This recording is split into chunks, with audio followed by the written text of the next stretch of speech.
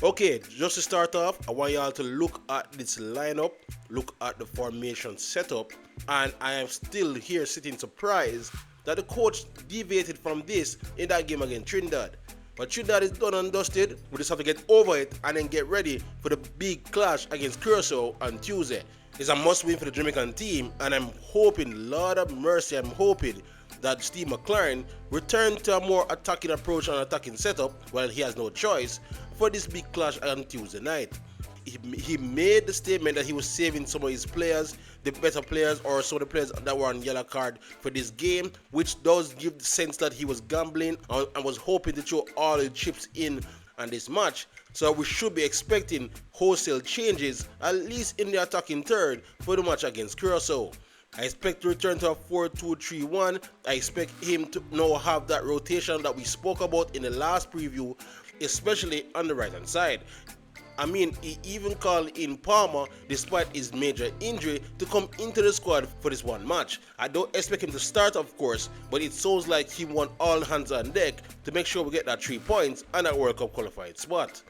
Also, you just got to think that after the whole big talk about Bowser being the best player in the Caribbean or best striker in the Caribbean, he will be the main man starting up front to try banging the goals. But I'm more intrigued to see who is going to have playing next to him in the right wing and in the number 10 position.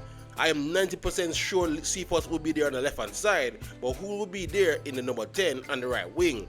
If it was up to me, this is the prime time that you will have to start Dejan Whisper Richards. He just has to come in for me on the right hand side because we need goals and we need goals early.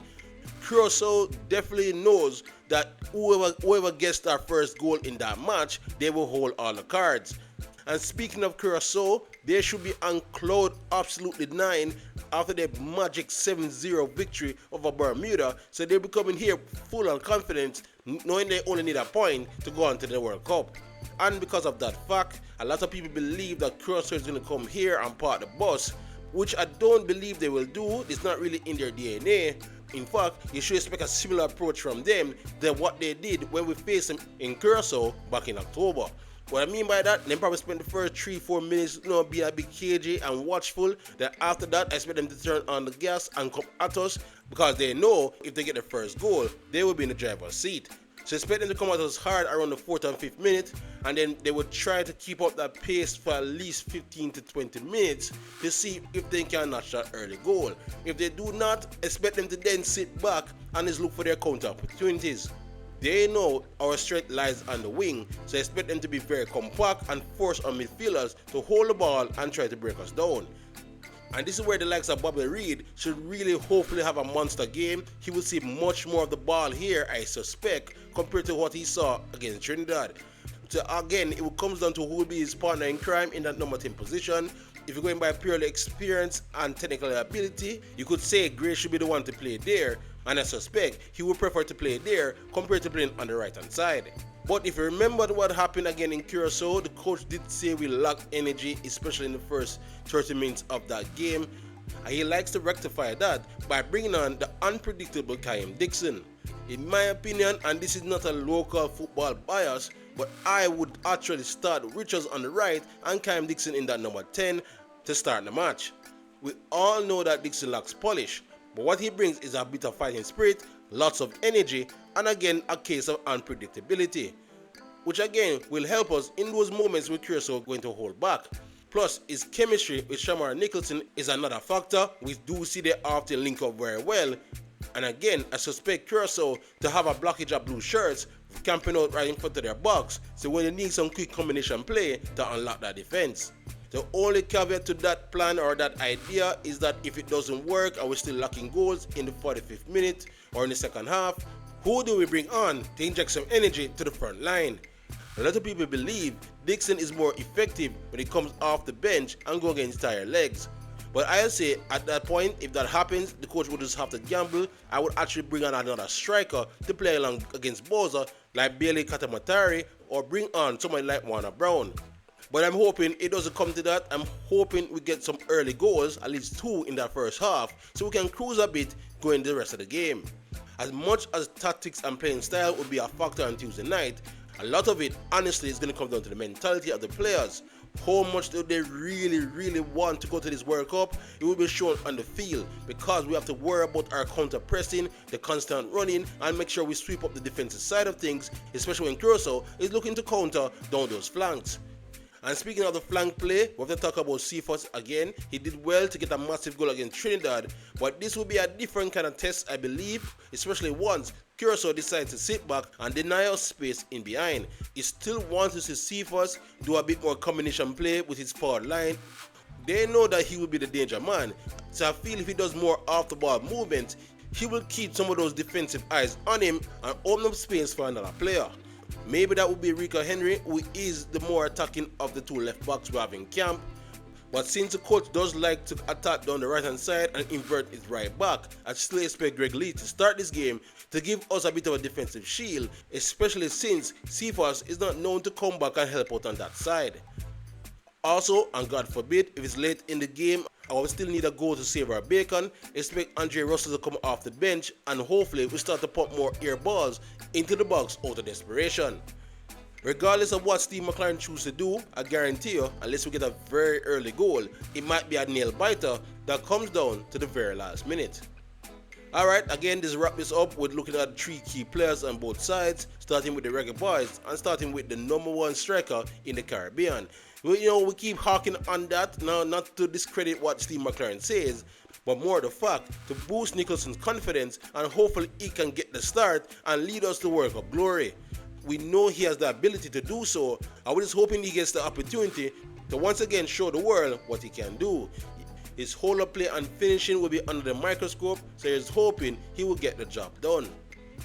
The other player I want to look on is again Bobby Reid. We spoke about him again after that Trinidad game where he was largely invisible, and he's hoping he has a much more influence and impact in a match like this against Curaçao. Again, I expect him to have much more of the ball, and hopefully he can link up well and get some critical passes in, or even more long range shots, which we don't see from him for a while now, and he definitely has the ability to do so. If we play the system like we did against Bermuda, expect him to float more to the right hand side to put in more pinpoint crosses. Regardless, he needs to have a much more impactful game than he did against Trinidad. And the last player I want to zero in on is again Dujan Whisper Richards. This is the prime time to start a player like him. We've been experimenting for a while now on that right hand side with players that prefer to play on the left hand side between Gray and Campbell, but this is time to give Whisper a chance, who is a specialist right winger, to see what he can produce for the country. Because he's another player I believe has the technical ability to unlock a compact defense.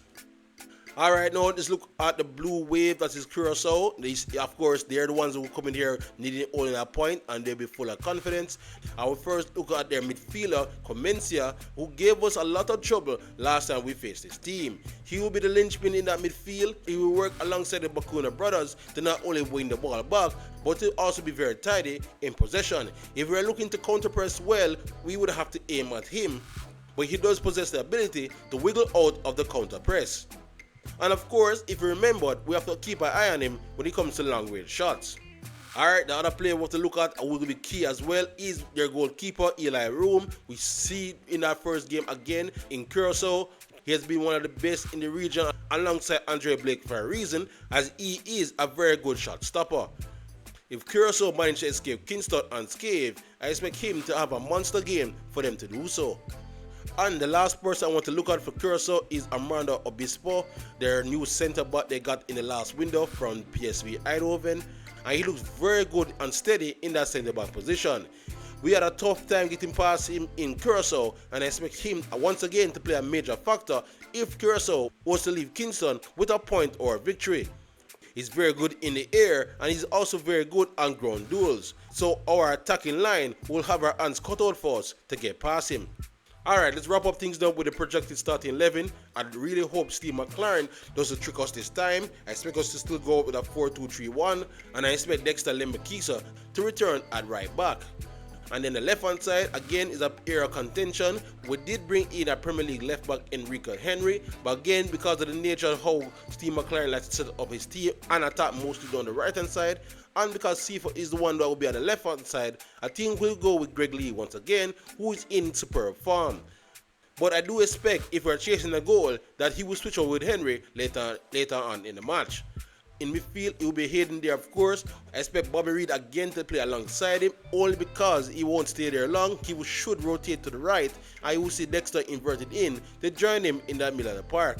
At the number 10 position, I did say I would prefer Dixon to play there, but McLaren will go with experience, I believe, and start Gray in the number 10 position.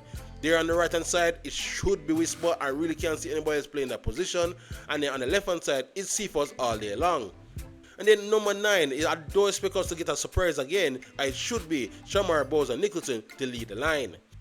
But alright, that's all I got from this preview. Again, a must-win match for Jamaica. A draw will not help. And hopefully, we'll get the stadium completely decked out in yellow and sold out.